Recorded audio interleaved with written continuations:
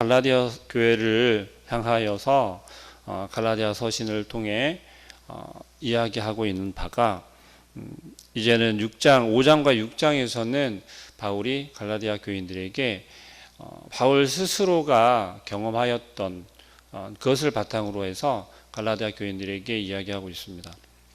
이제 실질적인 이야기를 이제 5장과 6장을 통해서 갈라디아 교인들이 하고 있는데요. 특히 오늘 함께 읽은 6장 1절부터는 이제 6장에 와서는 신앙인들의 그리스도인들의 영적인 삶에 대해서 이제 좀 구체적으로 이야기를 하기 시작합니다. 그러면서 시작하는 것이 형제들아 사람이 만일 무슨 범죄한 일이 드러나거든 신령한 너희는 온유한 심령으로 라고 이야기를 하면서 시작하고 있습니다. 신앙인들이 그리스도인들이 영적인 삶에 대해서 약간은 오해하고 있는 부분들이 있습니다. 그 중에 하나를 이야기를 하자면 바로 이것입니다. 그저 무조건 하나님 앞에서만 살면 되지라고 생각하는 것입니다. 하나님 앞에서 살면 되지라고 생각하는 것이 어떤 기준입니까?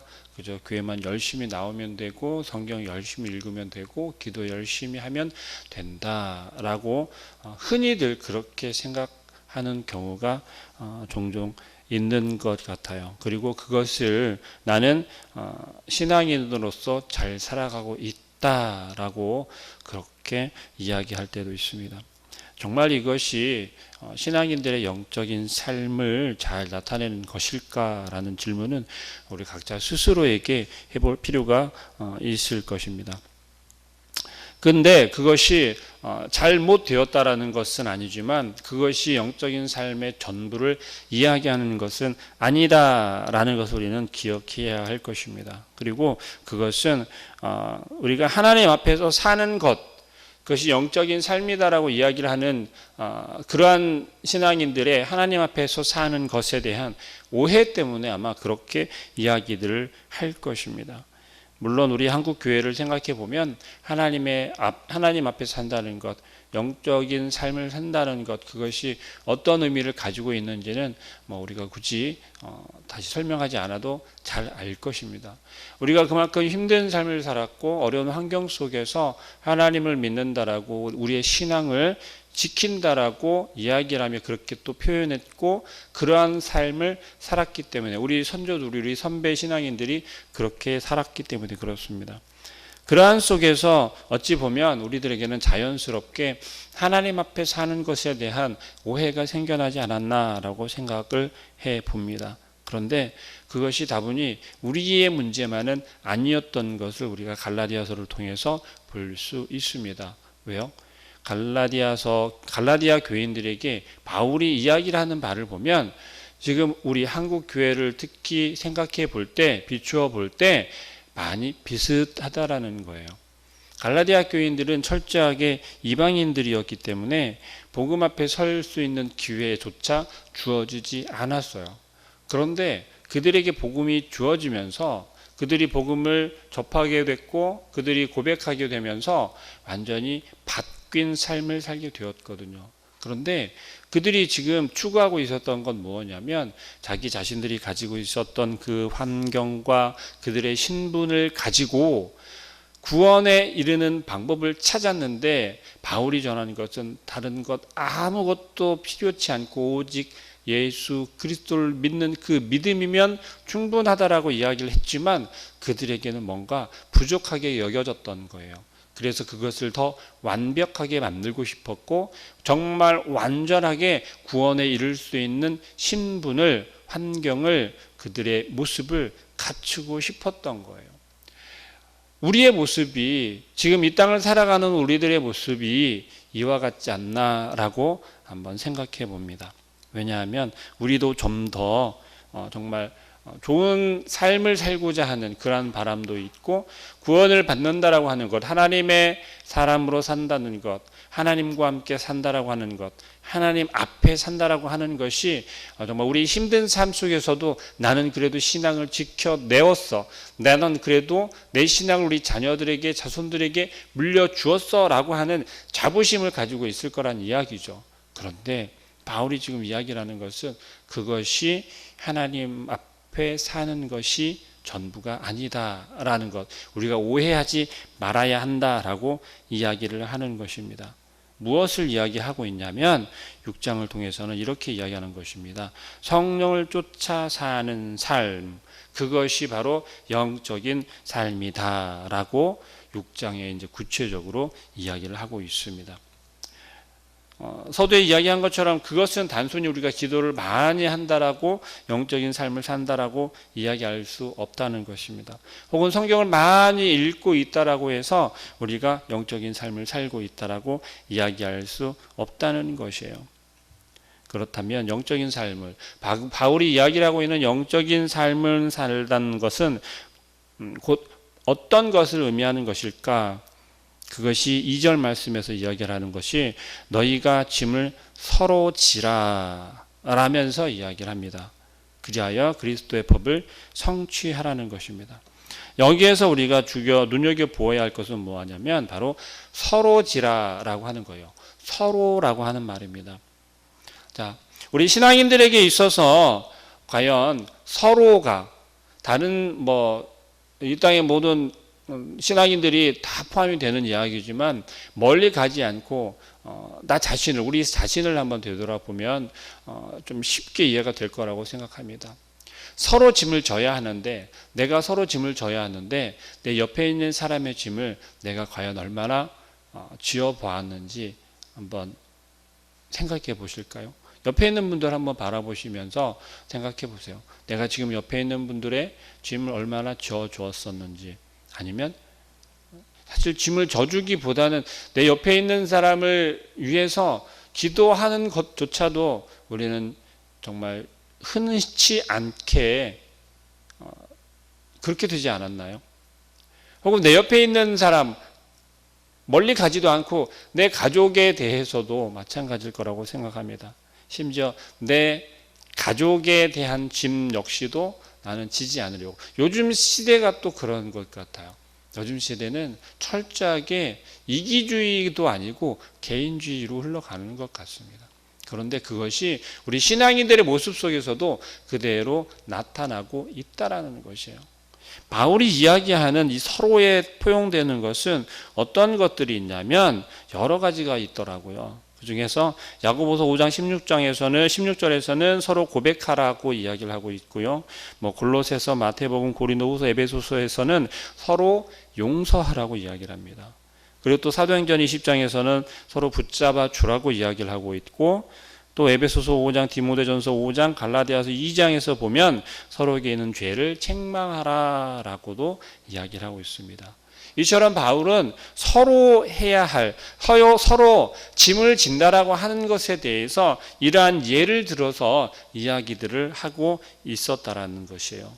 서로 해야 하는 것들이 어떤 것들인지를 그냥 간략하게 꼽아본다면 서로 고백해야 되고 서로 용서해야 되며 서로 붙잡아 주라는 것입니다. 그리고 서로에게 있는 죄를 책망하고, 그리고 또한 서로 회복시켜주며 서로 돌봐주고 서로 사랑하라는 것입니다. 이 외에도 서로 위로하고 권면하고 또한 기도하면서 덕을 세우고 가르치고, 그러면서 신약 성경에서는 서로에 대한 서로 하라고 하는 그리스도 안에서 한 형제 관계 속에, 형제자매 관계 속에서의 삶, 영적인 삶에서의 행해야 하는 것들 이렇게 강조하고 있더라는 것이에요. 그것을 바울은 지금 갈라디아 교인들에게 이야기를 하고 있습니다. 자, 이러한 것들 가운데 나에게 속한 것이 얼마나 되는지 한번 고민해 보아야 하겠습니다. 나는 정말 서로 사랑하는지, 돌보아 주는지, 회복시켜 주기 위해 노력하는지, 혹은 내 옆에 있는 그 누군가를 향해서 그 누군가의 죄를 책망하고 권면하며 회복시키려고 노력하고 있는지, 혹은 넘어지고 쓰러지려는 그를 붙잡아 주고 있는지, 그리고 그 누군가의 허물을 바라보면서 혹은 고백하라고 권면하고 용서하고 있는지, 갈라디아 교인들에게 특별히 이야기를 하는 것입니다. 그리고 우리의 신앙생활의 모습이 우리의 삶에서는 어떻습니까? 교회 안에서만 지켜지는 것이 영적인 삶이다라는 착각을 하면 안 될 것입니다. 우리의 삶이 곧 교회 공동체 안에서 이루어지는 그 모든 우리의 삶과 영적인 삶과 동일한 삶이 되어야 한다는 것이에요. 교회를 떠나서는 신앙생활이 아니고 우리의 사회생활의 모습이다 라고 하면서 구분을 짓는 것은 올바른 신앙생활이 아닐 줄로 믿습니다. 우리의 삶의 터전 가운데서도 성령의 인도하심을 받는 삶이 곧 영적인 삶이다라고 이야기를 할 수 있겠습니다. 어떻습니까? 바울은 2절 말씀에서 서로 짐을 서로 지라라고 한마디로 함축해서 이야기를 하면서 그것이 곧 그리스도의 법을 성취하라는 것이다라고 이야기를 합니다. 어떻습니까, 여러분?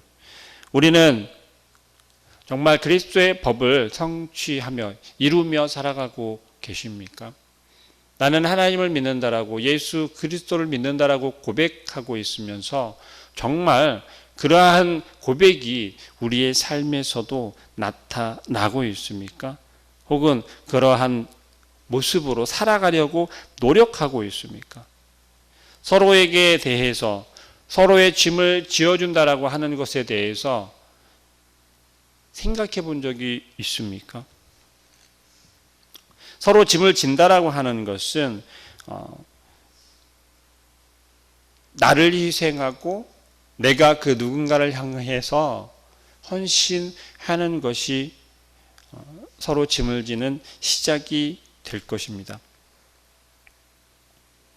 오늘 본문에서 바울은 우리 모든 인생들 속에서 서로 짐을 지라라고 이야기를 하면서 곧 우리의 모든 것이 주님께 맡겨져야 한다라고 이야기를 하는 것입니다.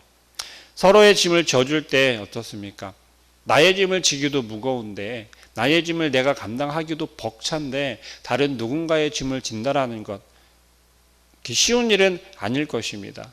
그렇다면 성경에서 이야기를 하고 있는 서로 짐을 져주라고 이야기를 하는 것은 결국 무엇입니까? 우리의 힘으로 하려 하지 말라는 것입니다. 영적인 삶이다라는 것은 성령의 인도하심을 받는 삶인 줄 믿습니다. 그렇다면 서로 짐을 져준다는 것은 내 힘으로 나의 방법으로 내가 할 수 있는 것으로 져준다라는 것이 아니라 철저하게 우리가 먼저 하나님 앞에 엎드러지며 기도하며 그러한 모습 가운데 그러한 삶 가운데 성령님 나를 인도하여 주옵소서, 내가 내 옆에 있는 그 누군가의 짐을 져줄 수 있도록 성령님께서 나에게 힘을 주옵소서, 나와 함께 하여 주셔서 내가 그를 용서할 수 있고 그를 회복시켜 줄 수 있고 그의 짐을 함께 져줄 수 있는 자가 될 수 있게 해달라고 철저하게 하나님 앞에 기도함으로 나아가는 삶이어야 할 줄로 믿습니다. 우리는 어떻습니까? 우리가 기도한다라는 것, 우리가 하나님 앞에 엎드린다는 것, 철저하게 우리의 것을 구하고 우리의 것만을 하나님 앞에 매달리지 않습니까? 그런데 바울은 그것을 이야기를 하는 것이 아니라 우리가 하나님을 제대로 믿을 때라고 이야기를 합니다. 그게 무엇입니까? 우리가 하나님과 더욱더 친밀한 관계가 되어야 한다는 것이에요. 야고보서 1장 27절에 그렇게 이야기하죠. 하나님 아버지 앞에서 정결하고 더러움이 없는 경건은, 하나님과 친밀한 관계를 가지고 하나님 앞에 우리가 바로 선다라고 하는 것은, 하나님 앞에 경건함으로 우리가 나아갈 수 있는 것은, 깨끗함으로 나아갈 수 있는, 정결함으로 나아갈 수 있는 것은 곧 무엇이냐면 이렇게 이야기합니다. 고아와 과부를 그 환난 중에 돌아보고 또 자기를 지켜 세속에 물들지 아니하는 이것이니라 라고 야고보서 1장 27절에 이야기합니다. 하나님 앞에 정결하게, 하나님 앞에 경건하게, 거룩하게 나아간다라는 것, 이것은 우리의 신앙의 모습, 신앙의 삶, 하나님 앞에 산다라고 생각할 때 어떻습니까? 우리는 하나님 앞에 부끄러움 없이 살겠다라고 고백하지 않습니까? 하나님 앞에 나는 경건하게 살겠다라고 서겠다라고 고백하지 않습니까? 근데 그것이 어떤 모습입니까? 그저 깨끗한 옷을 입고 내가 하나님 앞에서 예배 자리에 나와서 그 자리를 내가 반듯하게 지키는 것, 혹은 나의 모습이, 나의 언행이 세상의 말을 하지 아니하고 세상의 추한 말들을 하지 아니하고 그러한 것들이 우리는 하나님 앞에 바로 서는 거라고 사는 것이라고 우리는 혹시 생각합니까? 그게 야고보서 1장 27절에서는 아니라는 거예요. 곧 고아와 과부를 그 환난 중에 돌아보고 자기를 지켜 세속에 물들지 아니하는 거라요. 고아와 과부를 먼저 이야기를 하고 있습니다. 그들을 먼저 돌아보라는 것이에요. 우리의 이웃들 중에 고아와 과부가 있습니까? 세상적인 기준이 아니라는 것을 우리가 잘 알고 있지요. 하나님을 모르는 그들입니다. 하나님에 대해서 알기를 꺼려하는 그들이에요. 하나님 말씀 가운데 바로 서 있지 못한 그들이에요. 함께 신앙생활을 하고 있다라고는 하지만 그들의 신앙의 모습 속에서 신앙이 아니라 종교의 모습으로 바라보인다면, 그것이 우리에게 보여진다면 그들을 향하여서 무엇을 하라는 것입니까? 돌보라는 거예요. 그들을 향하여서 나아가라는 거예요. 그러면서 이야기를 하는 것이 우리가 세속에 빠져 있는지, 세상 가운데 빠져 있는지. 세속이라고 하는 것은 세상의 모든 정욕과 욕심과 교만과 그러한 것들을 모두 포함하는 것이에요. 우리의 삶이 그러한 삶 가운데 있다라면 그들을 절대 돌볼 수 없다는 것입니다. 하나님 앞에 바로 서 있지 못하다라는 것이에요. 우리가 영적인 삶을 하나님 앞에 사는 모습이 아니라는 것입니다. 바울이 갈라디아 교인들에게 이야기를 하는 것처럼 그들이 지금 고민해야 하는 것은 그들의 신분이, 그들이 지금 회심하였던 것이, 복음 앞에 바로 서 있는 것이 그들이 무언가를 가지지 못한 그것을 채우려 하는 것이 아니라, 우리의 신앙의 모습 속에서 바라보이는 것처럼 내 부족한 것을 무언가를 자꾸 채우려고 하는 것이 아니라 무엇입니까? 우리가 한 번 믿고 고백한 예수 그리스도를 믿기만 하면 그 예수 그리스도를 믿는 믿음으로 인해서 우리가 하나님의 자녀가 되었다라는 사실입니다. 그 사실만으로 우리는 하나님 앞에 바로 설 수 있는 것이에요. 우리가 하나님 앞에서 살아갈 수 있는 것입니다.